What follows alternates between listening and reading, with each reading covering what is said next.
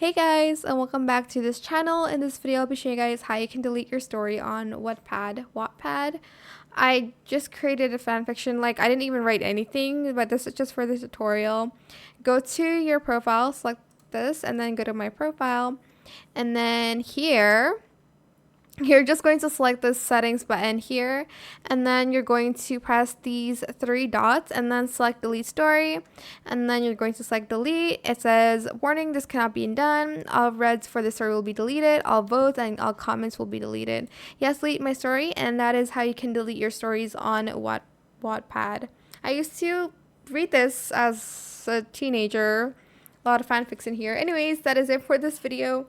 I hope it was helpful for you guys. Don't forget to like, comment, share, and also subscribe to this channel if you haven't done that already. If you have any more questions about this video, just leave it in the comment section down below. I will try my best to answer them all for you guys. And if you found this video helpful, please click the thanks button as well. That is it. Thank you so much for watching. Bye.